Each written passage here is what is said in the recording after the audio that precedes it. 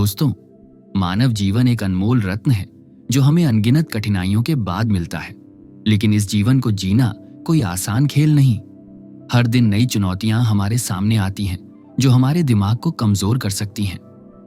आज की कहानी आपको बताएगी कि ऐसी कौन सी आदतें हैं जो धीरे धीरे हमारे दिमाग को कमजोर करती हैं और महात्मा बुद्ध की शिक्षाओं के जरिए हम अपने मन को कैसे शुद्ध, शांत और मजबूत बना सकते हैं।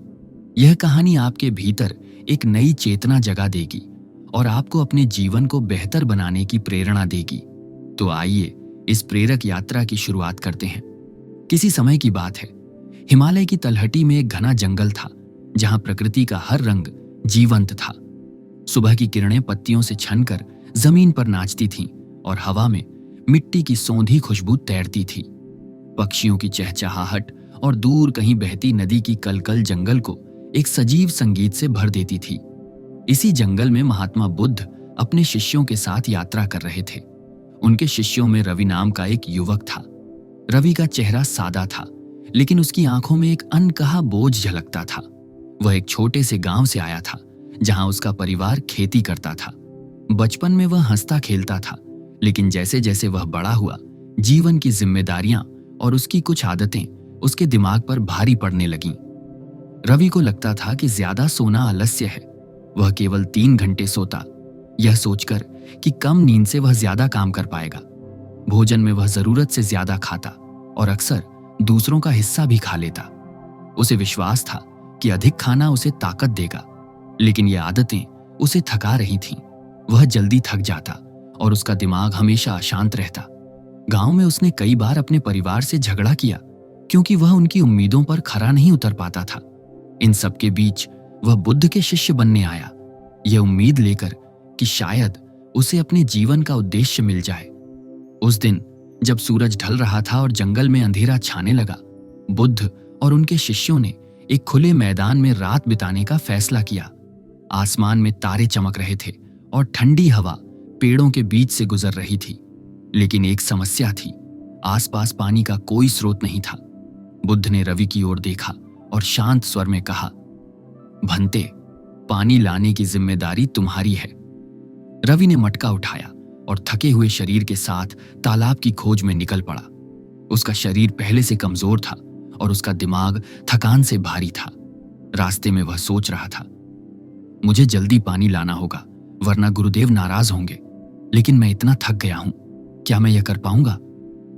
काफी दूर चलने के बाद उसे एक तालाब दिखा।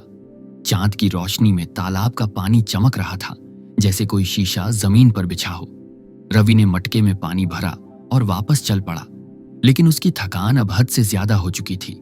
अचानक उसका पैर एक पत्थर से टकराया और वह गिर पड़ा। मटका टूट गया और पानी जमीन पर फैल गया। रवि का दिमाग सुन्न हो गया, उसे कुछ समझ नहीं आया। वह तालाब के किनारे बेहोश होकर गिर पड़ा, जैसे उसका शरीर और मन दोनों ने हार मान ली हो। सारी रात बीत गई, लेकिन रवि वापस नहीं लौटा। बुद्ध और उनके शिष्य चिंतित हो गए। सुबह जब सूरज की पहली किरणें जंगल को रोशन कर रही थीं और कोहरे की हल्की चादर पेड़ों पर लिपटी थी, बुद्ध ने अपने शिष्यों को रवि की खोज में चलने को कहा।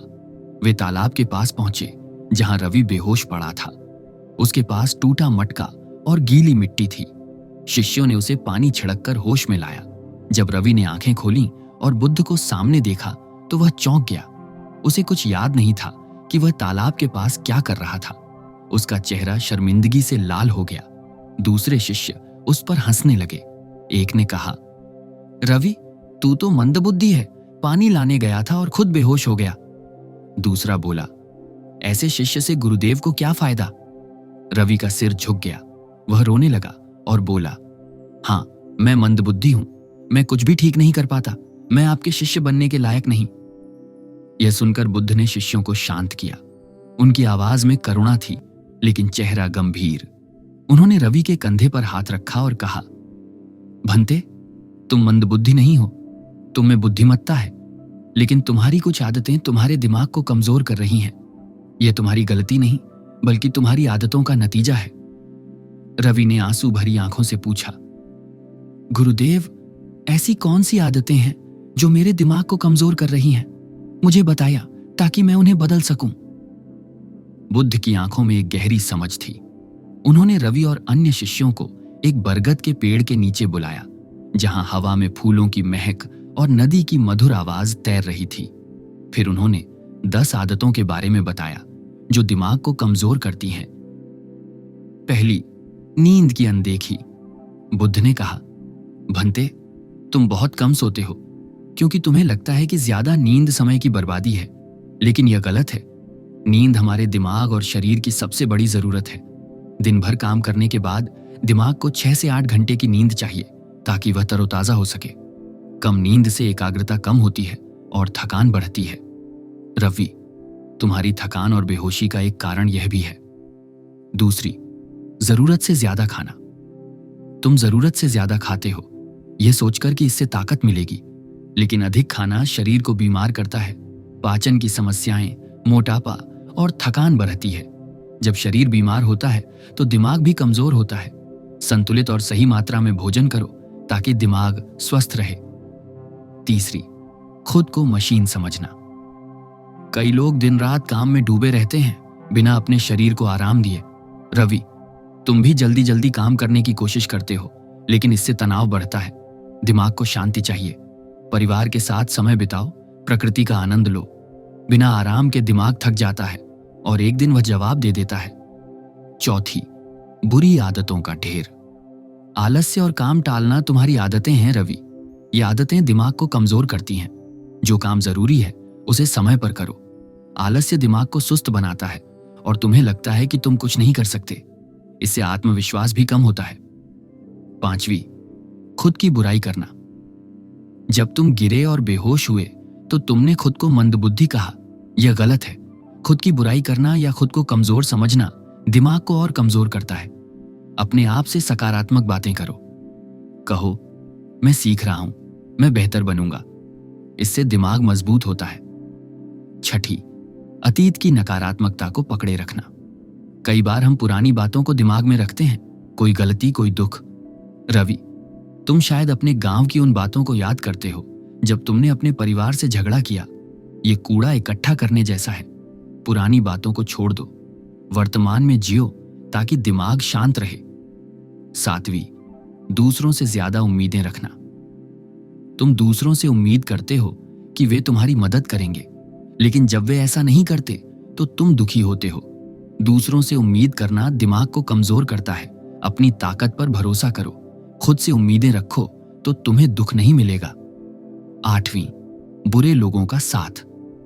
कुछ लोग नकारात्मकता फैलाते हैं। गांव में तुम शायद ऐसे लोगों के साथ रहे जो तुम्हें नीचा दिखाते थे। अगर तुम ऐसे लोगों के साथ रहोगे तो तुम्हारा दिमाग अशांत होगा। उनसे दूरी बनाओ और सकारात्मक लोगों का साथ चुनो। नौवीं, अपनी गलतियों को नजरअंदाज करना। जब तुमसे गलती होती है तो तुम उसे छिपाने की कोशिश करते हो। यह गलत है। अपनी गलतियों को स्वीकार करो और उनसे सीखो।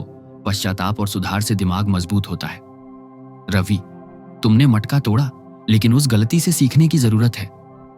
दंसवीं, असफलता के लिए दूसरों को जिम्मेदार ठहराना। कई बार तुम अपनी असफलता के लिए दूसरों को दोष देते हो। रवि, तुमने शायद सोचा कि तुम्हारी थकान की वजह मेरी दी हुई जिम्मेदारी है, लेकिन यह तुम्हारी आदतों का नतीजा है। अपनी जिम्मेदारी स्वीकार करो, इससे तुम्हारा दिमाग सशक्त होगा।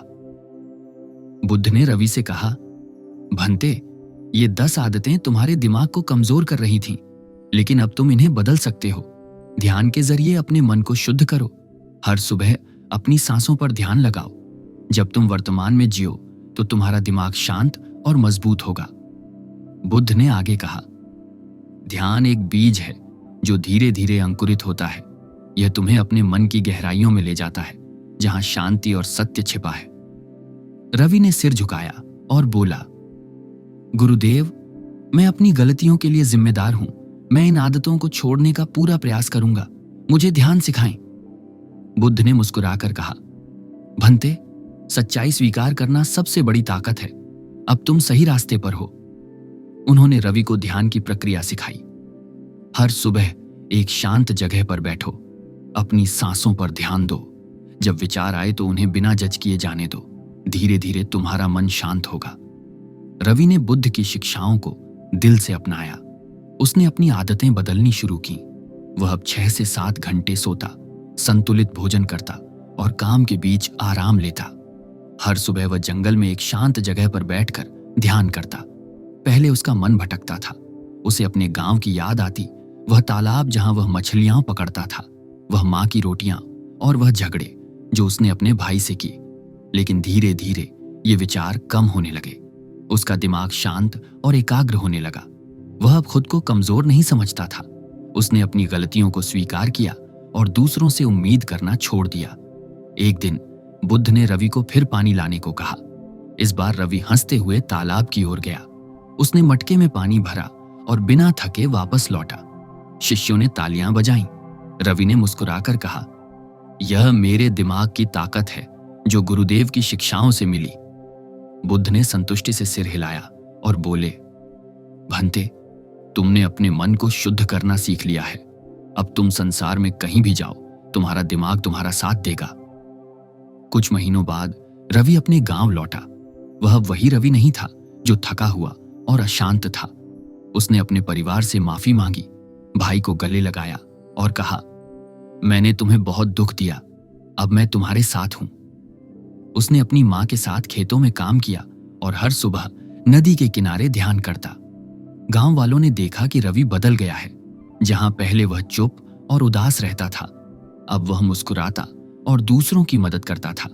एक दिन गांव के मुखिया ने पूछा, रवि, यह बदलाव कैसे आया?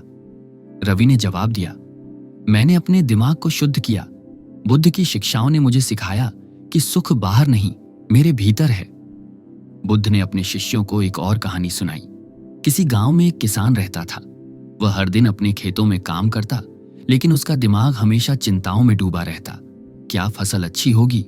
क्या बारिश आएगी? उसकी नींद अधूरी थी और वह जरूरत से ज्यादा खाता था, यह सोचकर कि इससे उसे ताकत मिलेगी। लेकिन वह हमेशा थका और अशांत रहता। एक दिन एक भिक्षु ने उसे ध्यान सिखाया। उसने हर सुबह अपने खेत में बैठकर सांसों पर ध्यान लगाना शुरू किया। धीरे धीरे उसका दिमाग शांत हुआ। वह अपने काम में आनंद लेने लगा। फसल अच्छी हो या ना हो, वह खुश रहता। बुद्ध ने कहा, यह ध्यान की शक्ति है।